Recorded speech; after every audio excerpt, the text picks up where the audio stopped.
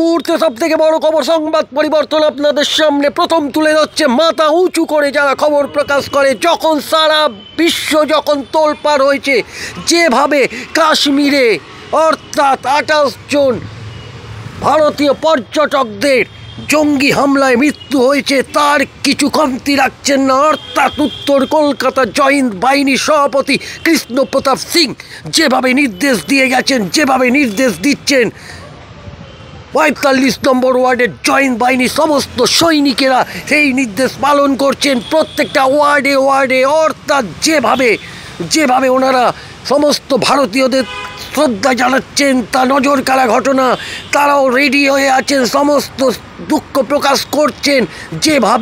যেভাবে পাকিস্তানি জঙ্গিরা যেভাবে হত্যা লীলা চালিয়েছে, অবিলম্বে ভারত সরকারকে তারই মক্কম জবাব দিতে হবে।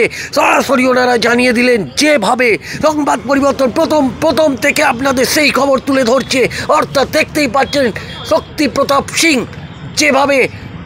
যেভাবে মোমবাতি জ্বালিয়ে স্মরণ সভায় অনুষ্ঠানে হাজির হয়েছেন, তা নজর কাড়া ঘটনা। শৈলেশ মিশ্রার মতো তরুণ তুর্কি লড়াকু নেতা আরম্ভ করে সলমন সিদ্দিকি, অনুষ থেকে আরম্ভ করে একে একে তৃণমূল কংগ্রেসের সমস্ত সৈনিকেরা আজ এই স্মরণ সভায় হাজির ছিলেন।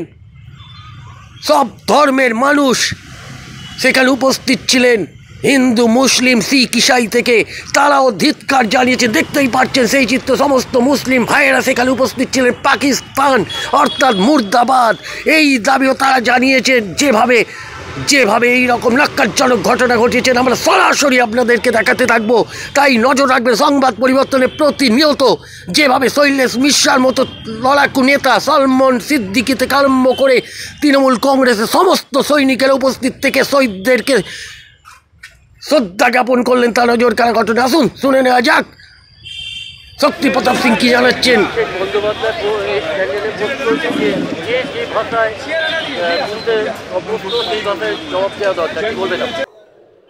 নেতা অভিষেক বন্দ্যোপাধ্যায় তিনি সর্বভারতীয় তৃণমূল কংগ্রেসের সাধারণ সম্পাদক, সাথেই তিনি আমাদের যুবদের জন্য প্রেরণা স্রোত। আর সেই ভাষা ওনার একার ভাষা না, এটা পুরো ভারতবর্ষের যত যুব আছে সবার একটাই এই চায় যে কাশ্মীর পুরো আমাদের। এবার আমাদের ওই জল বন্ধ করে আমাদের এটা হবে না, আমাদেরকে পুরো কাশ্মীর লাগবে। আমরা চাই যে ভারত সরকার যেটা 6 দিন থেকে ড্রিল করছে, যে গুলি যে বম যে আমাদের এখানে ড্রিল হচ্ছে, আমরা চাই সেই গুলি সেই বম বর্ডার পার করে পাকিস্তানে পড়ুক।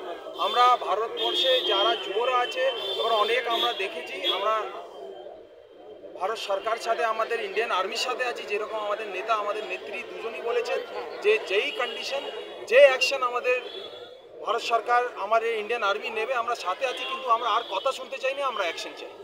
शक्ति प्रताप जी, इस घटना के बाद से जगह जगह जो है धर्म और जाति के नाम पर जो फसाद होना शुरू हो गया, जैसे कि परसों रात की घटना है काशी के बगीचे अंतर्गत जो है डिलीवरी बॉय को जिस तरह से कुछ हिंदू युवक द्वारा जो है उसे अगवा किया जाता है और उसे जबरदस्ती किया जाता है कि जय श्री राम बोलो। इस तरह से फिर मुस्लिम मोहल्ले में होगा, तो इसको रोक के लिए क्या क्या मतलब पदक्षेप लेना चाहिए? मैं सबसे पहले सभी लोगों को अपने एक संदेश देना चाहता हूँ कि इसे धार्मिक ना बनाए। यही चाहती है हमारी दुश्मन कि हमारा देश धर्म से लड़ते रहे, धर्म की लड़ाई में उलझे रहे, किंतु ये धार्मिक लड़ाई नहीं है। ये लड़ाई है एक देश के दूसरे देश से, सिद्धांतों से, एक शांतिपूर्ण देश से और एक आतंकवादी देश का। तो ये जो कर रहे हैं ये लोग, आप सबसे विनती है कि धार्मिक लड़ाई इसे ना करें, यहाँ राजनीतिक ना करें। ये हमारे देश के 28 लोगों का मौत हुआ है, जहां हमने देखा मुस्लिम भाई भी थे, जो हिंदू जो पर्यटक हैं उनको बचाने में मारे गए, हमारे इंडियन नेवी के भी लोग थे। तो मैं सबको यही एक संदेश देना चाहता हूं कि यहाँ आइए, एकजुट होकर भारत के लिए खड़ा होइए, कोई धर्म के लिए नहीं। यहाँ हिंदू मुस्लिम की लड़ाई नहीं है, यहाँ सिख ईसाई की लड़ाई नहीं है, यहाँ लड़ाई हमारे देश भारत का, लड़ाई पाकिस्तान से है। और आप लोग रायपुर में ही प्रोग्राम किया है, नहीं तारा भैया 6 बजे शाम को फ़ोन किए, हम मतलब करिए शक्ति भाई जब आएंगे तो जरूर अच्छा होगा। बलराम से अरे भाई हम लोग नहीं नाना भैया के नेतृत्व में सब हो रहा है। आप थोड़ा कचौड़ी गली में हलचल हो जाएगा भैया तो स्टार्ट करेंगे भैया स्टार्ट करवा देना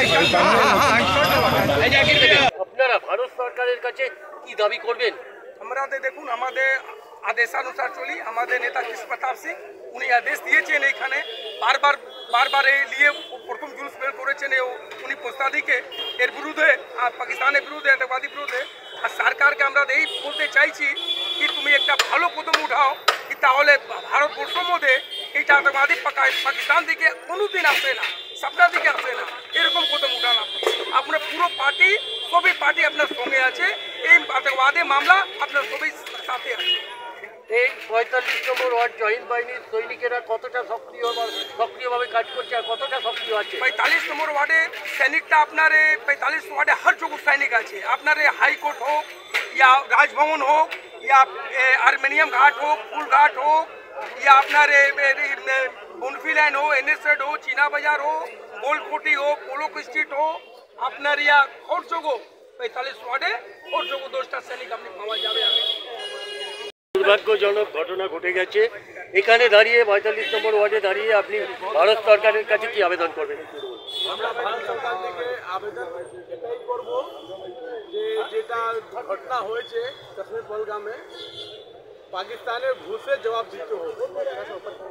যেরকম আমাদের সাথে আমাদের সিভিলিয়ান সঙ্গে যেরকম অন্যায় করেছে ওর দিকে ভারী মাত্রাতে আমরা পুরো নষ্ট করার আমরা আবেদন করবো পাকিস্তানকে নষ্ট করে দিন।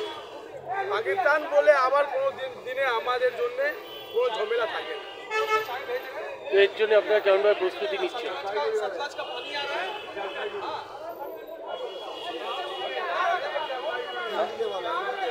আপনারা কেমন প্রস্তুতি নিচ্ছেন আপনারা ৪৫ নম্বর ওয়ার্ডে জয়েন্ট বাহিনীর সৈনিক হিসেবে? ৪৫ নম্বর ওয়ার্ডে সবাই মিলিয়ে যেগুলো আমাদের সঙ্গে আছে আমরা এটা এর মামলা এই ঘটনা নিয়ে আমরা প্রধানমন্ত্রীর সঙ্গে আছি ওনার সাথে এই অপেক্ষা করি স্টেপ নেওয়ার আমার আর আমাদেরকে লোককে ন্যায় दाबी एक बांग्ला में पूछे या चलो बांग्ला में पूछो हिंदी जो नहीं तो যেভাবে ২৮ জন নিরীহ পর্যটকদের প্রাণ গেছে দেখা যাচ্ছে ৪৫ নম্বর ওয়ার্ডের সমস্ত সৈনিকরা তৃণমূল কংগ্রেসের এই প্রতিবাদ করছে।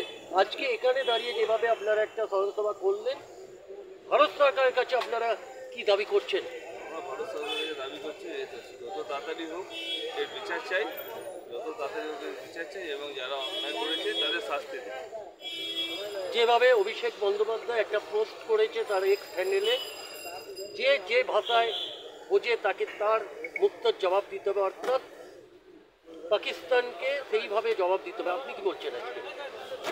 অভিষেক ব্যানার্জি ঠিকই বলেছেন, যে ভাষাটা বলে যে বুঝে সেভাবেই তাকে জবাব দিতে হবে। धन्यवाद। আপনার নামটা? আমার নাম অনুপ চৌধুরী।